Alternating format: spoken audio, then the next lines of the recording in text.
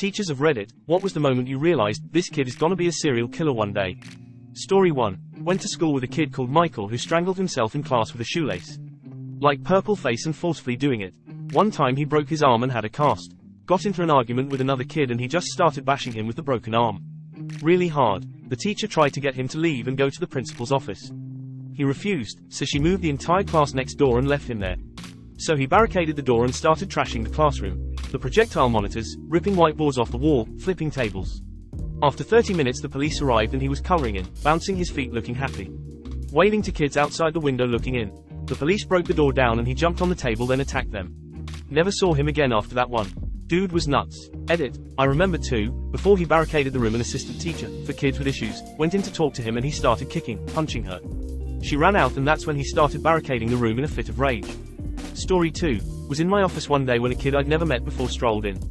Very quickly I recognized by his behavior that he was a BD, behavioral deficit, student who somehow got out of his class.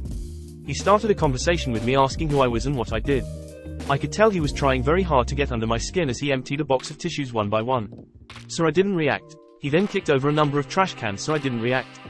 He went into my office bathroom while talking to me with the door open, not to use it, and started messing with the supplies in there. I walked over so I could get a clear view. He then tried to pull the sink off the wall while telling me that he has compulsion issues and has a really hard time not doing the things he thinks about but knows are wrong. He said last year he was expelled from his school because he threw his desk at another student. He told me sometimes he imagines what it would be like to brutalize and murder someone. Eventually he tired and realized the sink wasn't coming down. I kept talking to him and asked if he would like to help me clean up the mess on the floor or if he wanted to go back to class. He helped me clean and then I took him for a walk back to his class. That kid took a lot of work over 4 years by a lot of people. Therapy and medication included. He eventually learned impulse control and learned the differences between craving negative and positive attention from people. He left BD and got to be in general classes, became an athlete, got some real friends, and graduated. I honestly cried when I saw him get his diploma. I hope he stays healthy. Story 3.9-year-old chasing an 8-year-old with a brick in each hand trying to smash the other kid's skull in. When I stopped him he was screaming something about how he was going to kill the other kid. He's probably 13 now and I suspect in jail or killing animals for fun. Story 4. Not a teacher but a therapist who used to work for a state hospital for children, but now left. I had 4 kids. Kid 1. He was a 13-year-old who had severe aggression and ADHD. His parents were divorced, dad wanted nothing to do with him, and mom was an overprotector who was a holistic medicine dermatologist who demanded I call her doctor, name, every time I call her. Their son was hospitalized due to him beating up small children and fighting teachers. He was at my state hospital for a week where he would terrorize staff and children, and would cause lockout between security and him. I tried calling his parents, but his dad had our number blocked. I knew this because when I called him on my phone it rang longer. He answered, then hung up. When I called him again, it said number not in use. And his mom only answered the phone late in the evening outside of work hours. Mom would get stories about what would happen at work and she demanded to get a call from me. One day we finally got a call from mom and she's screaming at me on how she, sweet little boy, was a victim of society, and I'm a horrendous therapist. She told the boy everything. The boy said, lol. My mom said you suck. I'll be out of here soon. Mom removed him from the hospital where he was hospitalized by Child Protective Services again. The state called me to ask why did I discharge. I told them he was discharged due to parents removing him from program prematurely. Last I heard kid was in UV and mom is trying to buy him out. 2. I had a 9-year-old who severe aggression. He held grudges and promised to kill other kids. He was sent to my hospital after choking a kid unconscious. I barely got back from a 3-week vacation and my supervisor had this kid unassigned for 3 weeks with no paperwork filed such as notes, intake, progress, and so on. They threw him in my caseload. 1 week later my supervisor demanded I release the kid because he'd been here long enough. I fought against it because this kid wasn't improving from what I heard. They discharged him instead. Kid was returned to us a week later after trying to kill the same kid again. 3. This kid was 12 years old who was exposed to porn and sexually molested by older women for 6 years because his father thought he was gay. This kid would masturbate in the hallway to shock people, grope other kids, sneak in a phone and watch porn loudly, try to remove the tops on some girls or pants them. He wasn't on my caseload, but the therapist in charge of them quit on the spot and walked out because they demanded help with this case and many others. She was denied. She left to protect their license in the long run. The hospital discharged this kid to a lower level of care where he tried to rape another client. 4. One kid who was 12 was the definition of a sociopath. He just loved to hurt other kids.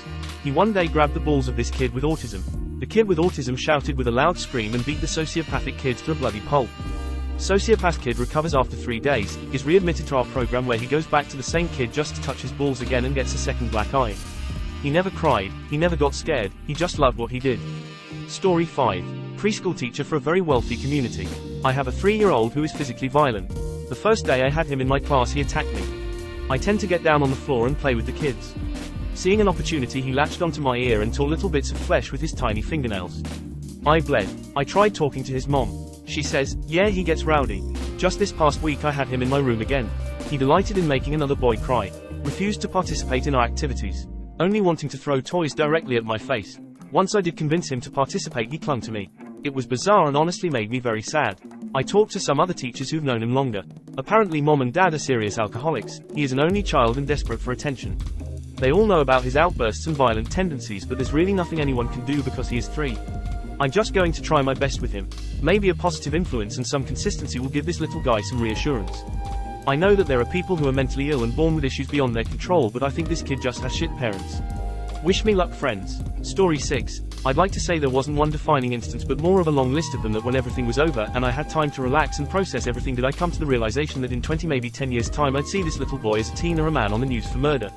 I had this one student, let's call him Timmy. Timmy was prone to extreme violent outbursts for little to no reason at all, and they were so unpredictable that I had to set up a Timmy evacuation protocol with my other students in case I felt their lives were in danger. These are some of the times I had to use this protocol.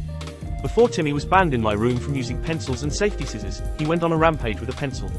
He was trying to stab another classmate because I helped her with her writing before him. He was doing his writing just fine, and seconds before that, I had told him, great job, Timmy, I love how you are keeping your letters on the lines.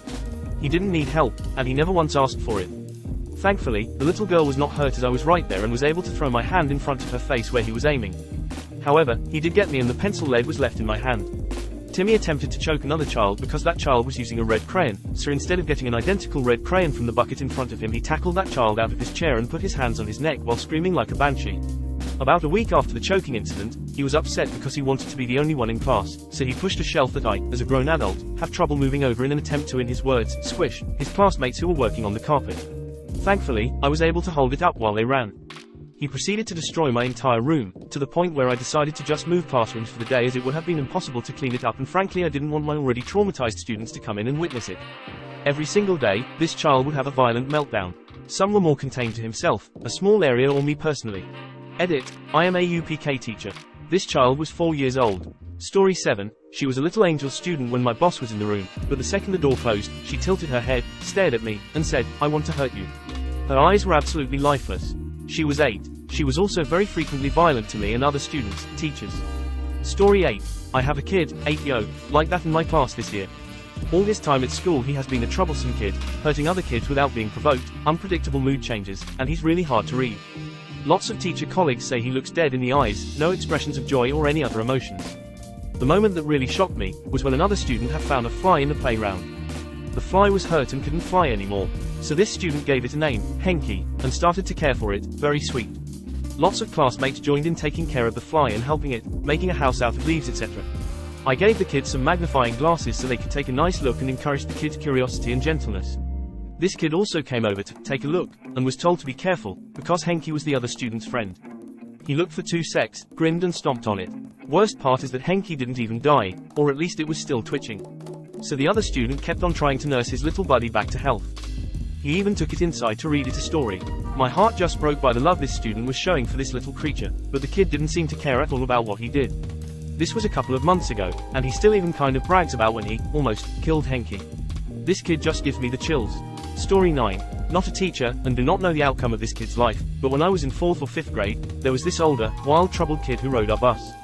He had curly red hair, always seemed to have scratches on his face, and he was unpredictable and creepy. We all avoided him. We were headed home after school when there was a loud scream from the back of the bus.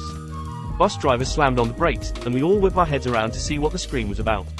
The red-headed kid had attacked a kid in another seat, ripped a large scab off that other kid's arm, road rash from a bike accident on gravel, and was back in his seat chewing on the scab and laughing. As the bus driver approached the back, the other kid was bleeding and crying. We all realized in that moment that the crazy kid was genuinely dangerous. We never saw him again. Story 10. I've taught Prec, 4 to 5 year olds, for years. Only one kid has ever really scared me, and I wish I knew what happened to him. He'd be high school age by now. He used to talk about hurting animals a lot. We had several conferences with his family, but they swore he never did that at home and never hurt an animal, despite so many times of him talking about it at school. He had zero effect most of the time, no smiling or laughing. He would be sneaky about hurting other kids, pinching or things like that, and have no remorse when he did something wrong and wouldn't deny it either. Completely dead behind the eyes. I've never had another kid like that. Even the violent ones who have hurt me or destroyed my room have had emotion and remorse at some point. Not him. Thank you for watching.